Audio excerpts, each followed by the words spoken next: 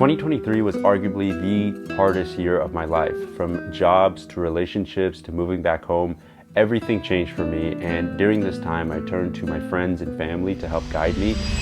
And then I also turned to a lot of books to help guide me during this really tough and challenging season of my life. I believe that books have been a great guiding force in helping me accomplish things that I want in my life and giving me new insights and growth. And I also think the books that we read are based upon the seasons of life that we're in. So in this video, I wanted to share all the books that I read in 2023 and some of the takeaways that you can get by reading some of them. So let's get started. The first book on the list is Vex Keen, Good Vibes, Good Life. I read this book in around February of 2023, and I think it came at probably the most perfect time in my life. I think that this book is probably one of my top 5 favorite books of all time in terms of nonfiction books. One of the reasons this book resonated with me is because the whole premise of the book is centered around how learning how to love yourself is the key to unlocking your growth and the key to help uplifting others. If you've ever read Think and Grow Rich, which I'm sure most of you have because it's such a famous self-help book, if you try to go back and reread it now, it's a little bit hard because the language is very much outdated. I like to think Good Vibes, Good Life is almost the modern day adaptation of that book. And it talks a lot about the same concepts of manifestation, visualizing, dream boarding, thinking about your dreams and really living in those dreams to help accomplish the goals that you want to accomplish. So for me, Good Vibes, Good Life, I highly recommend anyone to check this book out. It is definitely worth reading, and I think you guys can get a lot of value out of it. Jay Shetty, 8 Rules of Love. Another book about relationships. I'm sure you can see a bit of a theme growing here, but in all seriousness, I did pick this book up around May of 2023, or actually read it during that time. And this book was actually really great for me because it was around the time I was going through a breakup of my own. And reading this felt like I almost had a personal therapist alongside me. By far, one of my favorite concepts that I loved about the book is basically knowing what your fight style is and what your partner's fight style is. And now when I talk about fight style, I'm not talking about actually going in the ring and boxing, but more so when arguments do arise, each person that you encounter has different fight styles. Now the 3 fight styles that he lays out are venting, hiding, and exploding. Exploding is the worst one because that is the one where you have someone that is basically abusive or yelling very extreme, horrible things to someone. But venting and hiding is a little bit more common for most people. And what I mean by that is, let's say you and your partner have an argument. You might have one partner who is the venting side where they want to handle the situation right away. And then you have another person who's hiding who tends to shut down when those arguments happen. And now the great thing is if you don't know what each other's fight style is, you may, if you're the venting partner, you may see that your partner who's hiding, you may think that they don't care enough to handle the problem. But if you know your partner's fight style is and what yours is, you're able to understand that, hey, they're not comfortable handling the situation right away. So let's find a time in the future where both parties' heads have calmed down, come back, meet at a mutual space, and go and resolve the conflict there. Ramit Sethi, I Will Teach You to Be Rich. I mean, was it going to be a book list if I did not bring this book up? I mean, okay, to be honest, I did read this book again in 2023, but this book is by far my favorite personal finance book. And if you've been following this channel for any bit of time, or if you're one of my friends, you've probably heard me talk about this book so many times. And there's a great reason why. It's because it's just so good. I love how Ramit Sethi, obviously he's blown up recently because of his Netflix show, and there's a good reason why, because his book and his insights are just so great. And I love this book because Ramit doesn't spend a lot of time boring you with a lot of like personal finance jargon. And one of my favorite ideas and concepts that Ramit has is that he is a big proponent of spend big on the things that you love and cut back ferociously on the things that you don't.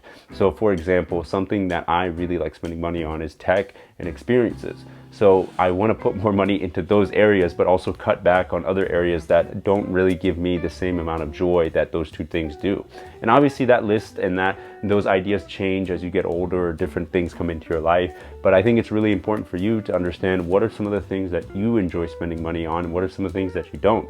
Because for most people, we tend to fall in the trap of just kind of spending big or spending lavishly on everything. And if you do that, you're really just going to be put in a financial hole. So figure out the stuff that you like, spend big on those, and cut back on the things you don't like. It's as simple as that. The Defining Decade. Now, I recently made a YouTube video book review about this specific book, but I read this book around September of 2023, so just recently, and it came at a perfect time in my life. I'm 25 right now, and this was the perfect book to read to kind of help jolt and revitalize some of the things that I had going on in my mind. Now, the whole essence of the Defining Decade is basically talking about why your 20s matter and why your 20s are really important. I think a lot of people, including myself, when you are a young 20 year old or any 20 somethings out there, wherever you are in the spectrum, there is a tendency to kind of brush off your 20s and just kind of treat it as a throwaway decade, because you think, oh, well, in my 30s and my 40s, that's when I'll start getting serious about maybe saving for retirement, finding that partner, getting that big job, or thinking about some of these bigger long-term actions that you would want to do in your life. But the author, Dr. Meg Jay, she actually argues that your 20s is actually the time to start building those building blocks and that foundation for your life. And the reason for that is the idea of identity capital. Now, what is identity capital? In the book, the identity capital is basically things that you do to help reinforce the image of who you want to be. For example, that you are in a coffee shop job and you realize you don't like it, and you see all your friends and peers around you making strides in their career, and you know deep down that having a career is something that you want, but you keep delaying it. Well, having that career, getting that career is never going to pop up in your head by just wishing for it. You need to actually be putting in the work to help reinforce the image of the person you want to be. So that means applying for jobs, reaching out to recruiters, doing all that. And by doing that, you're then increasing your confidence, you're increasing your competency, and you're increasing your overall happiness, because the more identity capital that you can bring, the more self-assurance that you will have for yourself. And if you don't have that identity capital, well, you're going to be left feeling more anxious, more anxiety ridden about your future, and just not having a clear path of what you want to do. I think there's definitely is a little bit of fear mongering that the book does bring in order to entice you to take some action in your life. But I don't think that the book is entirely bad. I know this book has been given a lot of my peers anxiety, or it has that notion of being a very anxiety ridden book. But I do think there's a lot of value that you can take out of just taking the small steps and really defining what you want out of your life. So overall, I think this book is well worth reading, even though some people might find it a little bit controversial. The Charisma Myth. Now, this is an audiobook. I don't have the physical book version of this. I thought the idea of charisma is actually really interesting because it is something we talk about a lot in modern society. I think charisma kind of gets intertwined with riz, and having charisma is something that you just know when you see it from someone. The author said that people with charisma, people have cited people with high charisma tend to bring out more positive feelings out of people. So that's higher confidence, more social ability to interact and talk with others. And the inverse is actually true for people that have bad charisma. I don't think there's even a word for bad charisma, but people who have very kind of low levels of charisma, they don't tend to bring out the positive emotions out of people. And naturally, as people, we tend to remember our positive experiences a lot. So being able to foster and get charisma can actually help you a lot in social settings and business settings. Now, one of the tactics I remember so much about this book is the idea of how your environment or how little things can impact your charisma. So let's say, for example, you have a business meeting with some important clients and it's going to be held outside at a restaurant. And particularly today, it's a very hot and sunny day, and you're walking over there and you realize that at the business meeting, the place where you're sitting, you're going to be facing the sun directly. And obviously, as we know, when you're facing the sun, you start to squint a lot, you start putting your hands up, you may start sweating, and that is not the sign of someone that has a lot of great charisma. So you're going to be sweating a lot, you're going to be panting, you're not going to be very focused and very intentional about the time you give to people. So one of the things you can do is just simply control your environment. Ask if you can have the meeting move to another part of the restaurant where the sun is not hitting you. And by doing that, what you are now creating is an environment where you can now thrive and showcase your abilities to its fullest extent, and thus giving off the vibe and the idea that you have this insane amount of charisma. The Life-Changing Magic of Tidying Up. I actually read this book recently and it was pretty interesting. I've had this book sitting on my shelf for a while now, oddly enough. It's the book about tidying up, and I have not picked it up for literally the longest time. But I decided to give it a read, and I thought it was very interesting. One of the aspects or concepts that I love the most is the idea of tidy up places based on categories and not rooms. For most of us, all of our crap is spread around the entirety of our apartment or house. So we may have a couple electronics in our room, then we may have a couple electronics in the living room or in the closet, all shoved in random places. So by going by category, you are now bringing all the category items into one area, so that way you can sort through them and figure out what you need and what you don't need. Overall, I think the book does bring a lot of value. I personally didn't get the most amount of value out of it, just because I think some of her ways of how to tidy up. I think it is a little bit cumbersome and it just takes up a little bit of too much time in my day to actually do it. The Rise, Kobe Bryant and the Pursuit of Immortality. I read this book around the summertime and it was such a very eye-opening and great book to read because it details the life of Kobe Bryant from when he was born all the way to the time he got drafted and was playing for the Los Angeles Lakers. And one of the things that stuck out to me was just how insanely dedicated and focused on his craft he was when he was in middle school and specifically in high school. We're talking about a high school kid waking up extra early just to get to the gym before school started so he could put up extra shots. And it was also insane just to see how much he visualized and visioned himself being in the NBA, and he just did not let anyone stop him. I think my big takeaway here is just to achieve the type of greatness that Kobe Bryant had in the world, and specifically in the game of basketball, is the amount of dedication and focus you need to have on that craft. I think if you are a Kobe Bryant fan or an NBA fan, I think this book is definitely worth reading just to hear about the journey that Kobe Bryant had before he got to the NBA.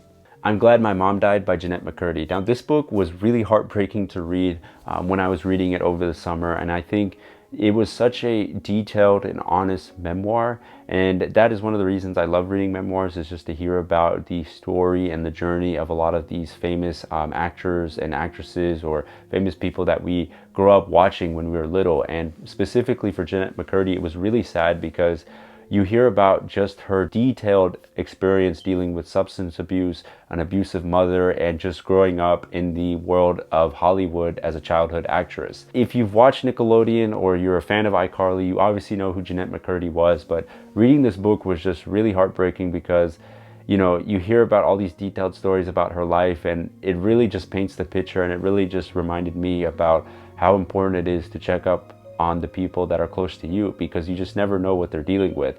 And specifically when it comes to celebrities or people that you think have quote unquote made it, you think they're living this grand and amazing life because they may have all the money in the world or all this great social cues or social settings, but you have to remember that, you know, everyone's human on the inside, and you don't really know the type of struggles that people are going through on the inside. So it's just so important, and it just really reminded me that it's important to have a strong support system around you if you can build it, whether that be your friends or family, and have people in your life that uplift you and bring the best out of you, because it is so important, especially in our down moments, to realize the people that are there for us to help lift us back up and really help lift our spirits.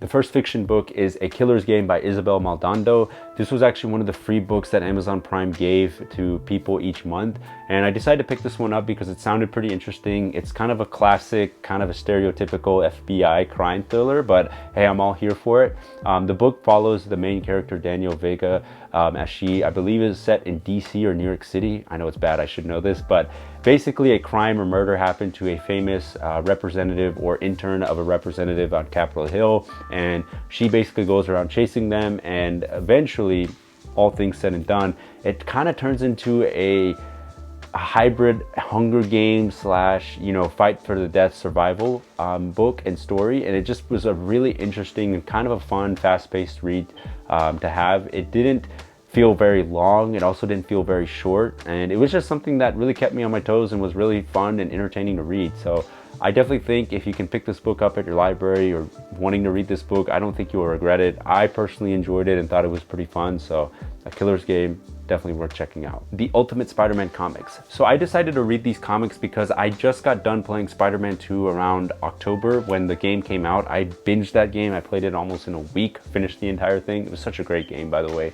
But I'm a huge Spider-Man fan, and after playing the game, actually, I was just on this huge Spider-Man buzz and craze, and I decided to read the Ultimate Spider-Man comics. I signed up for a Marvel Unlimited membership. It was only a month-to-month thing, and I just read probably like the first 28 or so issues, and it was really fun to read. I think I really enjoyed this telling or origin story of Spider-Man because it's set in a more modern setting where it's set in kind of like early 2000s. So a lot of the jokes and a lot of the kind of social, kind of pop culture references are more relevant to our times.